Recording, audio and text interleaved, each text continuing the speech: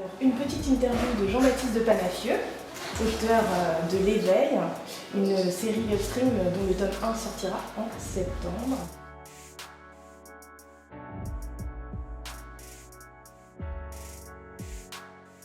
Je suis auteur scientifique, c'est-à-dire que j'écris des documentaires sur la nature, sur les animaux, sur l'évolution, sur la préhistoire.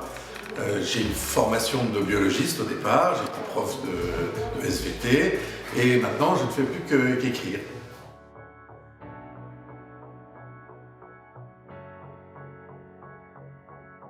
J'ai toujours adoré la nature, les animaux depuis tout petit. Depuis tout petit aussi, j'aime bien raconter des histoires et j'aime bien apprendre des choses et raconter ce que j'ai appris.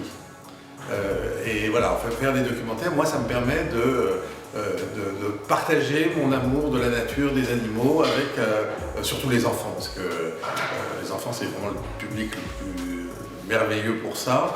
Les adultes ont oublié beaucoup de choses, s'intéressent plus trop aux animaux, les dinosaures ça les intéresse plus du tout, alors c'est passionnant. Et voilà, moi ça m'intéresse toujours et je préfère écrire pour les enfants.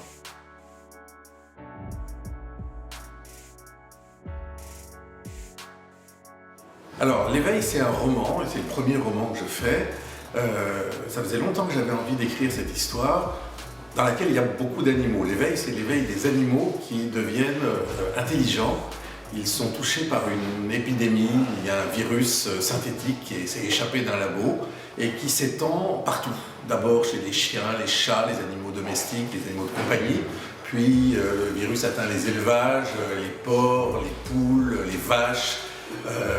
Il atteint aussi les parcs zoologiques et puis il va atteindre les forêts, les océans, le monde entier.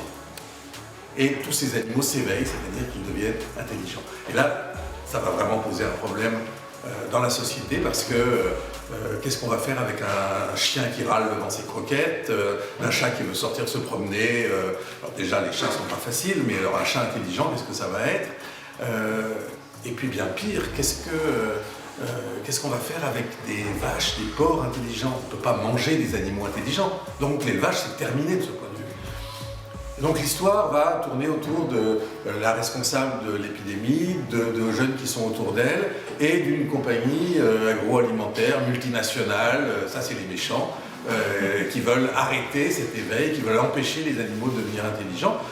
Mais en réalité, c'est compliqué. L'histoire, c'est difficile cette histoire avec des animaux. On n'a pas forcément envie de voir s'éveiller les animaux.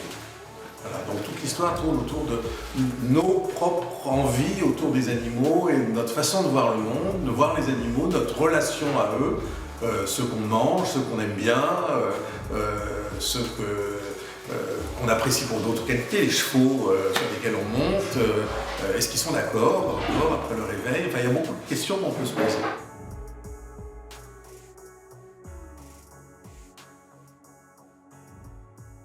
J'ai beaucoup travaillé sur les animaux d'élevage, les animaux de compagnie dans des collections chez Gulfstream, sur les vaches, les canards, les chèvres, etc. Puis j'ai fait d'autres livres, y compris pour adultes, sur les animaux d'élevage, sur notre alimentation aussi. Et à chaque fois, je me posais des questions sur notre relation aux animaux. Puis j'ai écrit beaucoup de livres sur les animaux sauvages aussi. Et tout ça m'a poussé à me demander cette question, qu'est-ce qui se passerait si? J'adore la science-fiction, j'ai toujours aimé la science-fiction et j'avais envie d'écrire dans ce sens-là, un petit truc qui bascule et qu'est-ce qui se passe? Comment on réagit? Et pour écrire cette histoire, évidemment, ça fait penser à des histoires, La ferme des animaux d'Orwell. Moi, je pense aussi aux fables de La Fontaine, le loup et le chien, des choses comme ça. Bon, il y a un certain nombre de références qu'on peut faire, mais je pense que le traitement que j'ai essayé de donner est très différent de ce qui existe actuellement. Alors évidemment, je fais référence, et c'est un peu le côté science-fiction, à la science, mais de façon très légère. Je parle de virus, mais j'essaye de rendre réaliste, c'est-à-dire que c'est pas du fantastique, on est dans un univers qu'on connaît, il y a un petit truc qui bascule, mais c'est réaliste. À partir de là, il n'y a pas de choses magiques et je m'appuie sur des recherches en cours sur comment on utilise les gènes, comment on peut modifier les gènes, etc.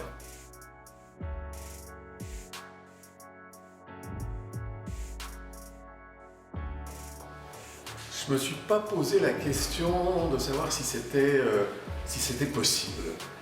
En y réfléchissant, on pourrait imaginer que quelque chose de semblable arrive avec certains des animaux qui nous entourent.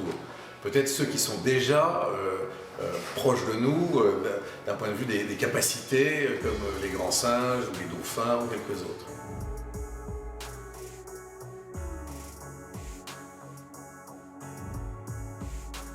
Pour chacune de ces espèces, j'ai présenté l'éveil du point de vue de l'animal.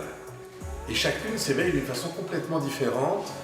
Les espèces sont toutes différentes. Il n'y a pas l'homme et l'animal, il y a l'homme et le chat, et le chien, et le dauphin, et l'éléphant. Et chacun de ces animaux est différent. Et entre eux, ils ne sont pas pareils non plus. Un chien n'est pas pareil qu'un autre chien, exactement comme nous sommes différents les uns des autres.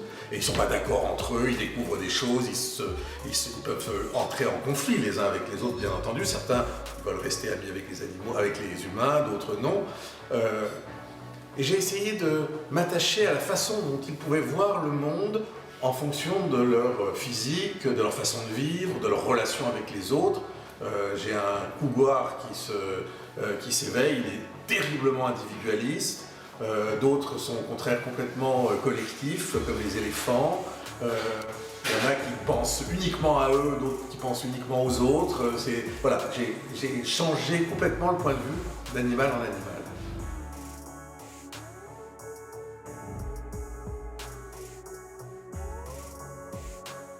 C'est un livre qui s'adresse à tout le monde, peut-être plus aux ados, à partir de 13 ans, mais tout le monde peut y trouver son compte, je pense.